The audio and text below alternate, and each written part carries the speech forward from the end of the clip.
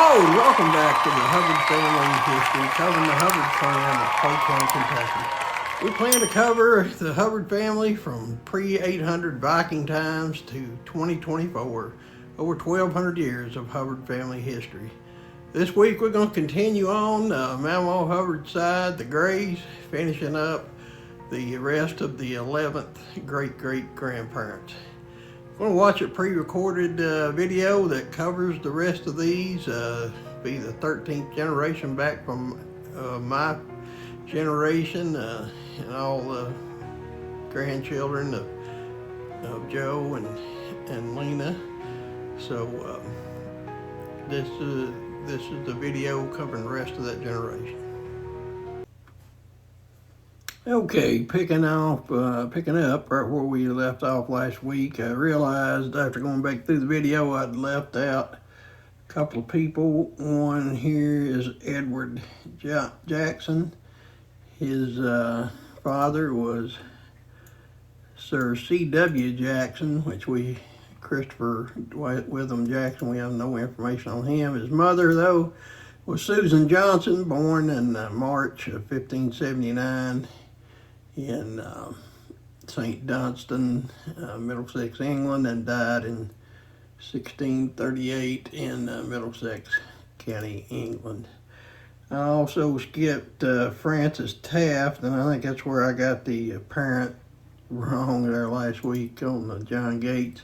Her father was Nicholas Taft, who we talked about last week, born in 1584 in St. Dunstan's in London, England, and died in 1624 at the age of 40 in Middlesex, England.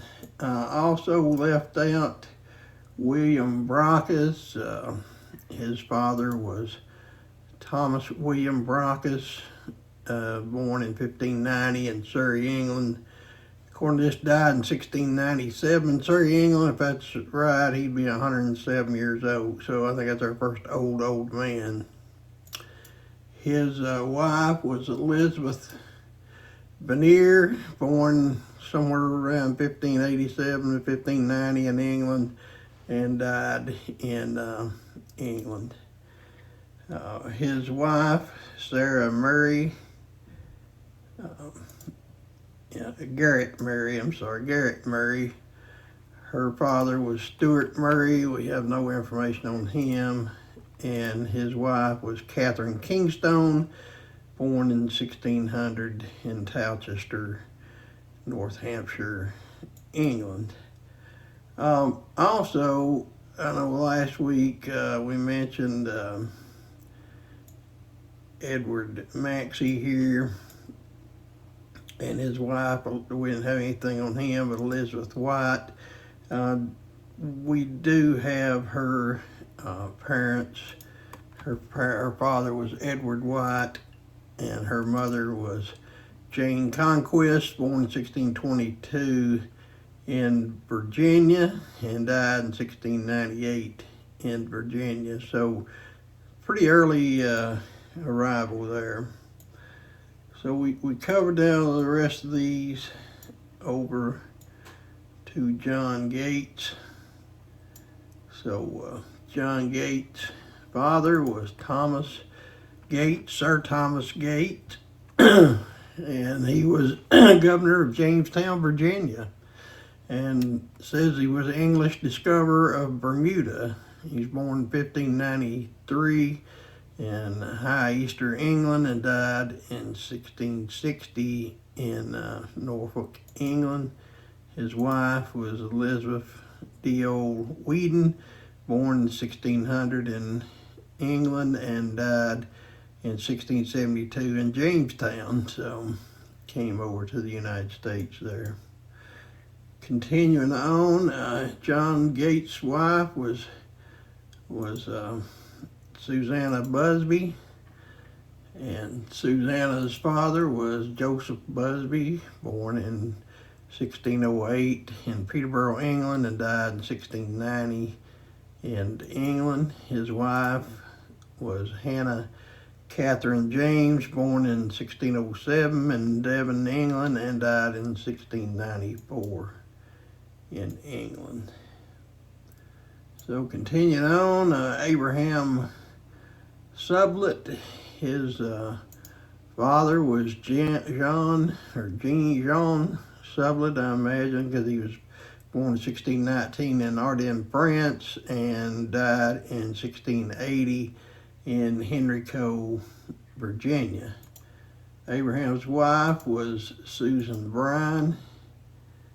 Abraham's father was Judith Lombard. That's all we know about her. Suzanne Bryan was Abraham's wife. Her father's name was Jacques Bryan, born in Ardennes, France, 1611, died in 1700 in Ardennes, France, at 89 years old. So pretty good age there. His wife was Lady Suzanne, another French noble there, born in 1612 in France and died in 1659, so relatively early there in Ardennes, France. So moving on, we have Jean Jeremy Martin, and his father was Jean Jeremy Martin, born in 1634 in Mary, France, Châtillon-sur-Marne, France, and died in 1694 in France. His wife was Helene Lelarge, born in 1647 in France, and died in Sevigné, I can't pronounce that, in France. So some more French there.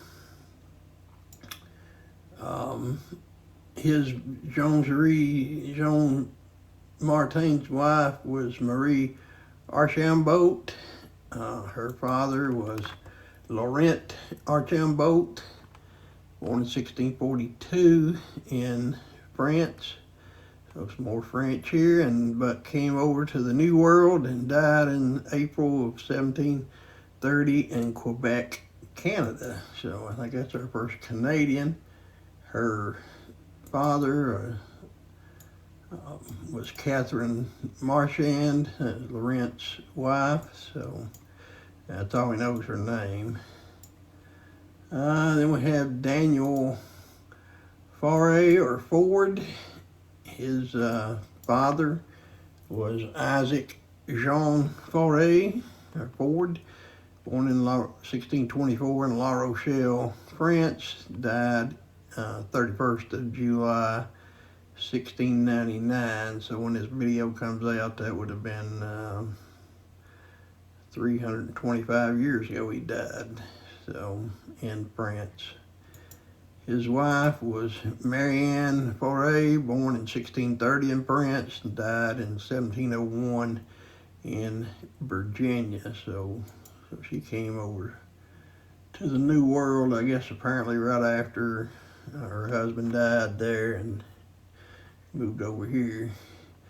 Then we have Mary Ann Chastain Faure, who was Daniel's wife.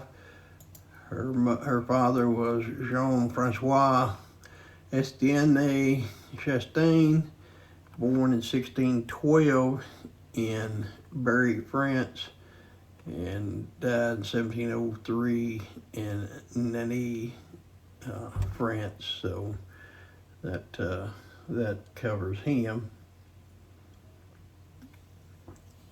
Thanks for that, Dr. Pepper. And Daniel's wife, Marie, her mother was Francois Jean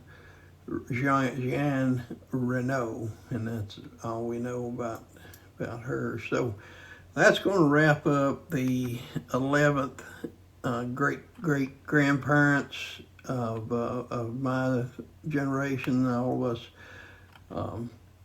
grandchildren of Joe and Lena Gray. So next week we'll get back into we'll go to the 12th generation, and I think it'll go on No, it should go quicker because we have less information about the future generation or the farther back generations here. So we will get into them hopefully next week. Get into August, dog days of August. So hope y'all have a great day. Well, I hope you found that enlightening. Here's a little statistic for you. If you're looking at Mamaw Hubbard's lineage, on the great side, we have all of our great grandparents, all our great great grandparents, and all the great great great great three greats, if I messed it up there, grandparents. We have 14 out of 16 of the four great grandparents, 16 of the 32 possible fifth great grandparents, 20 out of 64 of the sixth great grandparents, 24 out of 128 of the seventh great great grandparents, 30 out of a possible 256 eight greats, 38 out of 512 ninth great greats, 52 out of 1,024 of the 10 great great grandparents, and 72 out of 2,048 11 great greats. And that's why we basically had to split the 11 great greats up. This week's sponsor is a new movie, and its title at least sums up my feelings sometimes. It's called Blast It All. Hey there, movie and TV lovers. Today, we're diving into the exciting world of Blast It All, a movie that's sure to leave you on the edge of your seat. With its stunning visuals, stirring adventure, and amazing special effects, Blast It All is a must-watch for any action-packed movie enthusiast. Imagine yourself in the middle of a thrilling adventure, where every moment is a breathtaking experience. From the moment the movie begins, you'll be swept away by the incredible visuals that bring the story to life. The action-packed scenes are so realistic, you'll feel like you're right there in the middle of the action. The special effects in Blast It All are truly mind-blowing. They're so realistic, you'll find yourself wondering if what you're seeing is actually happening in real life. The adrenaline-pumping adventure will keep you on the edge of your seat, and the heart-pounding moments will leave you craving more. So, if you're looking for a movie that's sure to leave you on the edge of your seat, Blast It All is the perfect choice. Thanks for tuning in, and don't forget to follow and subscribe for more exciting movie and TV recommendations. Until next time, happy watching. Well, hopefully you discovered some new and interesting information in this week's video, and hope that you'll share it with others. Hope you like that movie preview, and we'll try to find out when that's going to come out. Looks like it could be pretty exciting if you like action movies. Next week, the good Lord willing, we'll continue the coverage of Mamaw Hubbard's line with the 12th great great grandparents, and hopefully beyond if we have time. Until then, dear friends, share us on Facebook. Stay safe, stay well. But whatever else you might possibly do, stay Hubbard. Peace out.